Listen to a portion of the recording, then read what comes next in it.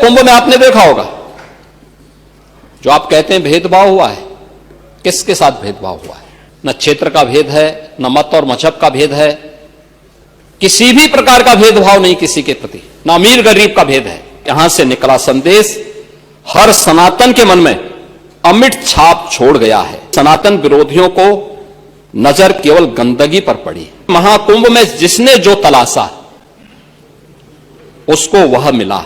संवेदनशील लोगों को रिश्तों की खूबसूरत तस्वीर मिली, भक्तों को भगवान मिले। मतलब सबने अपने स्वभाव और चरित्र के अनुसार चीजों को देखा है। कुंभ में आपने देखा होगा, जो आप कहते हैं भेदभाव हुआ है, किसके साथ भेदभाव हुआ है?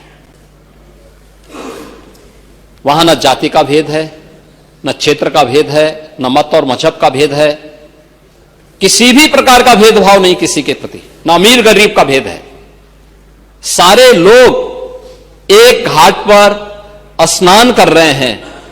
इससे बड़ी एकात्मता का संदेश और क्या हो सकता है? इससे बड़ी एकता का संदेश और क्या हो सकता है? और यही सच्चा सनातन धर्म भी है। और इसीलिए जब इस संबंध में मैं यहां पर अपनी बात को कह रहा हूं, महोदय, मुझे सोशल मीडिया हैंडल पर एक बात बहुत अच्छी लगी। एक सज्जन ने इस बात को कहा, और उसने जो लोग महाकुंभ का विरोध कर रहे थे उनके बारे में उसने बहुत सटीक टिप्पणी की। उन्होंने कहा कि पिछले 1.5 महीने में आप वामपंथियों, समाजवादियों की बाल खगाल लीजिए, महाकुंभ को लेकर के विश्व भ्रमण के अलावा कुछ नहीं दिखेगा। गंदगी, अव्यवस्था, पर्यटकों की परेशानी के अलावा इनकी बजबजाती वाल पर दूसरी कुछ भी नहीं मिलेगा। लेकिन इन सब से इतर धरातल पर इनकी बजबजाती विचारधारा का कोई असर नहीं है।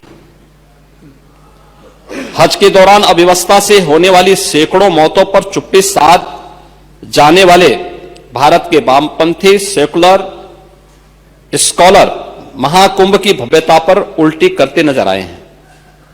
हर बार इनकी कोशिश महाकुंभ को बदनाम करने और फेल करने की रही, लेकिन ऐसे तमाम लोगों की मंशा को दरकिनार करते हुए करोड़ों लोगों ने आस्था की डुबकी लगा करके इनके जले पर नमक छिड़कने का ही काम किया।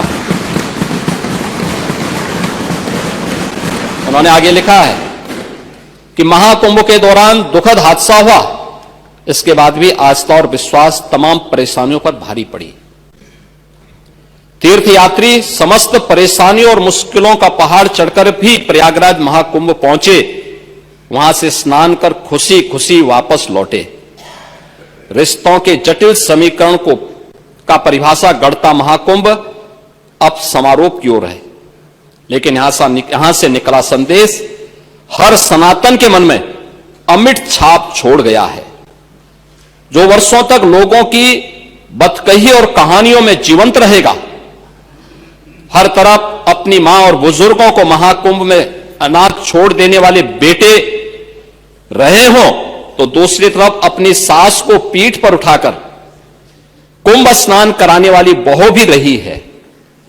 लेकिन सनातन विरोधियों को नजर केवल गंदगी पर पड़ी। मैं अध्यक्ष महोदय वह चित्र लेके आया हूं।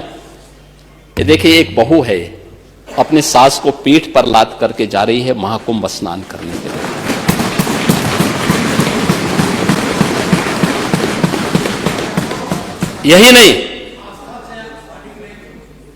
यही नहीं, आगे एक और बात कहते हैं। किसी ने सच कहा कि महाकुंभ में जिसने जो तलाशा उसको वह मिला। गिद्धों को केवल घास मिली, सुअरों को गंदगी मिली, संवेदनशील लोगों को रिश्तों की खूबसूरत तस्वीर मिली, आस्थावानों को पुण्य मिला, सज्जनों को सज्जनता मिली, गरीबों को रोजगार मिला, अमीरों को धंधा मिला, श्रद्धालुओं को साफ सुथरी व्यवस्था मिली, पर्यटकों को अव्यवस्था मिली, सद्भावना वाले लोगों को जाति रहित व्यवस्था मिली, भक्तों को भगवान मिले, मतलब सबने अपने स्वभाव और चरित्र के अनुसार चीजों को देखा है। एक ही घाट पर सभी जाति वर्ग के तीर्थयात्री स्नानार्थी बिना किसी भेदभाव के नहाते रहे। सनातन की सुंदरता आखिर समाजवादी और वामपंथियों को कैसे नजर आएगी, लेकिन इनके द्वारा लगातार किए जाने वाले प्रश्न इनकी नियत को ही संदेह के दायरे में खड़ी करती है। महोदय, ये टिप्पणी अचानक नहीं है। ये टिप्पणी भारत की टिप्पणी है, भारत की भावनाओं की टिप्पणी है। और जो स्वयं कुछ कर नहीं सकते थे, जिन लोगों ने अपने समय में इस पूरे आयोजन को अव्यवस्था और भ्रष्टाचार का शिकार बनाया था, आज वे महाकुंभ पर इस प्रकार की टिप्पणी करके भारत की भावनाओं के साथ ही खिलवाड़ करने का काम कर रहे हैं। और मैं तो केवल इस बारे में एक बात कहना चाहूंगा कि महाकुंभ ने पूरी दुनिया को भारत की सनातन एकता का संदेश देकर के एक भारत श्रेष्ठ भारत के प्रधानमंत्री मोदी जी के विजन को ही चरितार्थ करके दिखा दिया है कि विश्वास है तो पूरा भारत अपना सहयोग देने के लिए उतनी ही तत्परता के साथ खड़ा है जो महाकुंभ में दर्शन होता हुआ दिखाई दे रहा है।